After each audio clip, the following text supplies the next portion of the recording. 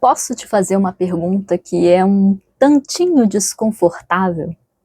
Você já percebeu que algumas pessoas, elas falam muito sobre espiritualidade, tudo, consciência, só que quando você olha para a vida prática delas, tá tudo completamente desorganizado?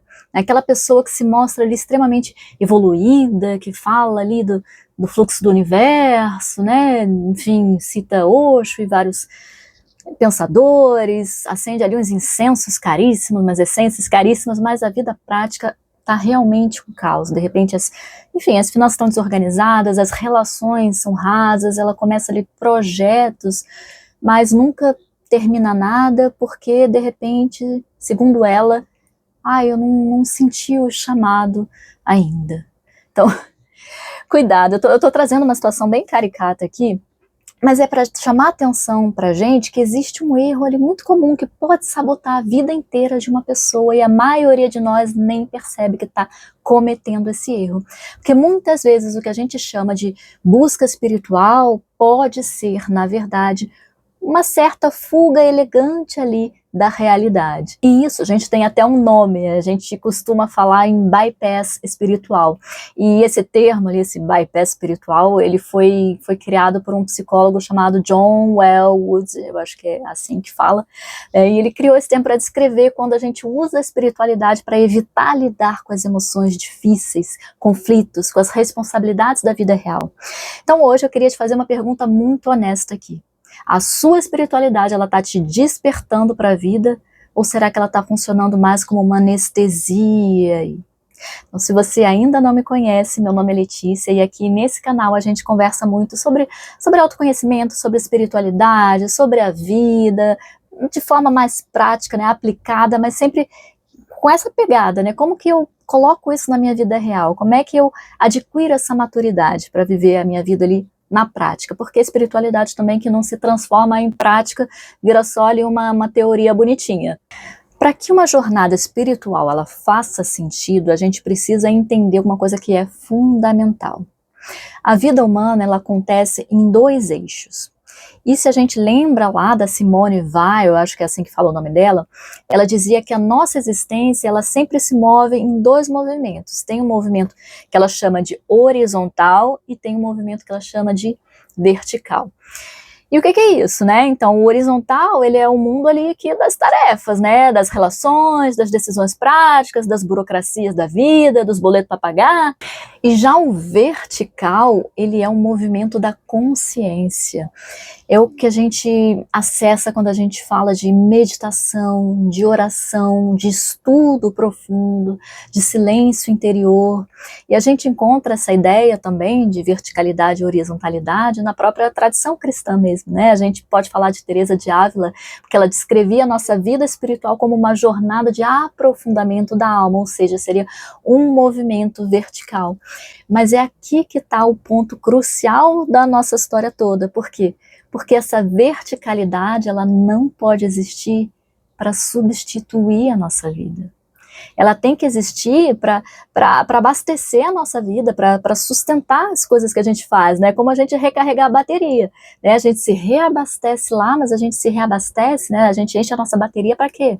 Para alimentar uma ação, né? Para fazer as coisas aqui, né? A gente está na matéria, a gente precisa agir na matéria, porque se a gente se conecta lá com o alto, né? Tô lá no alto, super, né, espiritualizado, mas a gente não consegue ter ali uma conversa difícil com o parceiro, a gente não consegue tomar uma decisão importante, a gente foge da situação, aí alguma coisa não está muito certa, alguma coisa errada não está certa.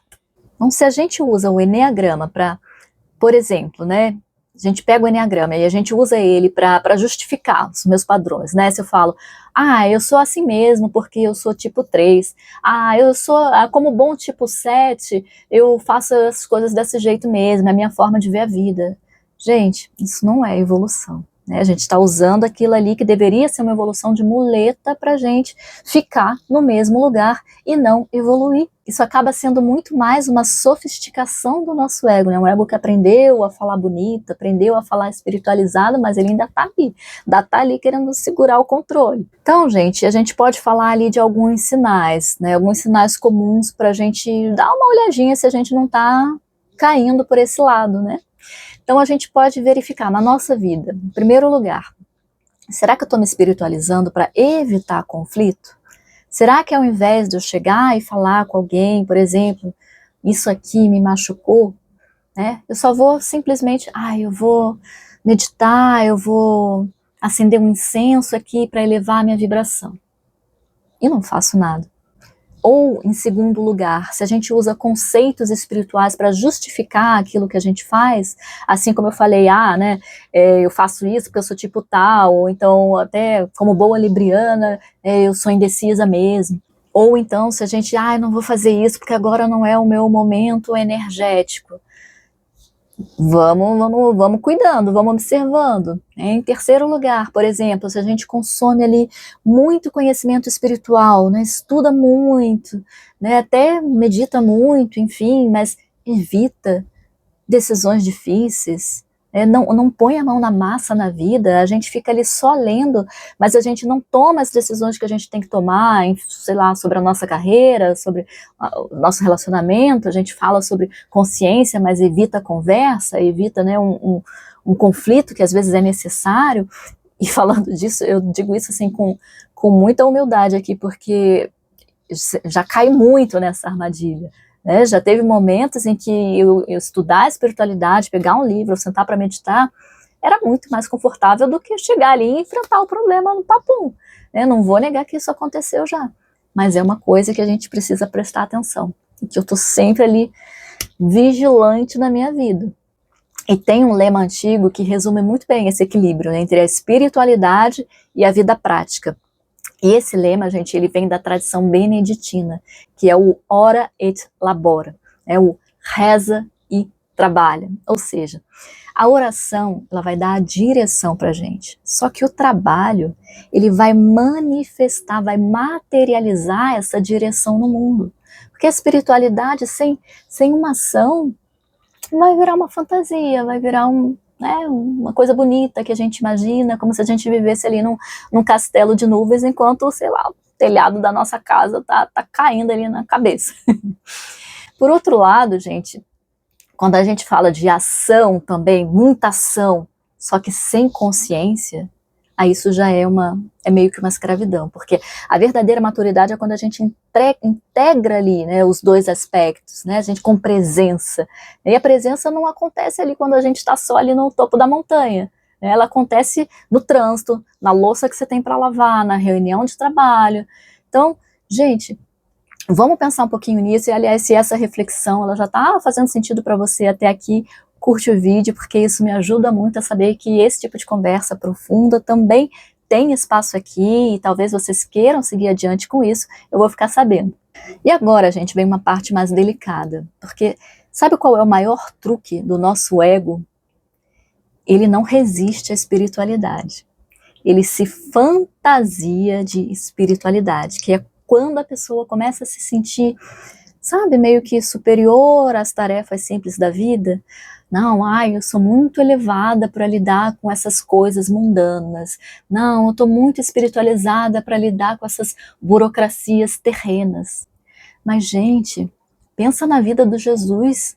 Ele não passou a vida levitando ali só, né? Jesus, ele lavou pé sujo. Jesus, ele caminhou no sol. Jesus, ele lidou com traição. Ele enfrentou política. Ele era profundamente conectado no divino, mas ele era totalmente presente na realidade. Então a verdadeira maturidade espiritual, ela não vai te afastar da vida, muito pelo contrário. Ela vai te tornar mais capaz de viver a vida, de estar no aqui e agora presente, agindo sobre a matéria, que é onde a gente está. Lá no Bhagavad Gita tem um momento bem interessante, que é quando o guerreiro, o Arjuna, né, ele quer fugir ali da batalha para se dedicar à meditação e tudo, mas o que o Krishna fala para ele? Cumpra o seu dever, mas faça isso com desapego. Ou seja, em outras palavras, ele quis dizer que o campo de batalha, ele também é sagrado. O que é o nosso campo de batalha? É o seu trabalho. É a organização da sua casa, são os seus projetos, são as conversas difíceis. Tudo isso também faz parte do trabalho espiritual. Então, maturidade emocional é entender que o sagrado, ele também está em responder e-mail, em honrar prazo, em pagar uma conta. Então eu queria te deixar aqui um pequeno exercício, uma sugestão, tá? Que é a seguinte: pegar papel e caneta e fazer 2 listas. E na primeira eu vou escrever assim, verticalidade. E vou colocar ali tudo, o que nutre a minha consciência? O que nutre a sua consciência? Escreve ali, é meditação, é oração, é leitura, é silêncio? Coloca tudo ali na verticalidade. E aí, do outro lado, você escreve horizontalidade. Então, que áreas da sua vida precisam de ação concreta agora? Talvez, sei lá, organizar as finanças, tomar uma decisão que de repente você está adiando. Escolhe alguma coisa, escolhe uma coisinha só. Escreve ali e dá um passo concreto, ainda essa semana. Elabora ali uma ação que você já possa fazer. Porque aí sim a gente começa a se conectar com o verdadeiro sentido da espiritualidade. Porque a espiritualidade não é para nos tirar da vida. Pelo contrário, ela nos devolve a vida. Ela nos coloca em ação, uma vez que a gente está abastecido, né, através desse canal vertical aqui com o divino. Então, gente, se esse tipo de reflexão ressoa com você, se inscreve no canal aqui, a gente fala disso tudo, né, de espiritualidade, só que sempre ali com os pés no chão. E se você sente que quer aprofundar esse trabalho de autoconhecimento com uma aplicação prática, o link para o meu acompanhamento eu deixo sempre aqui na descrição.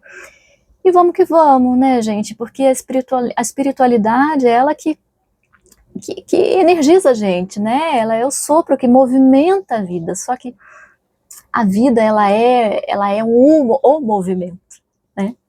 Então é isso, e a gente se vê no próximo vídeo.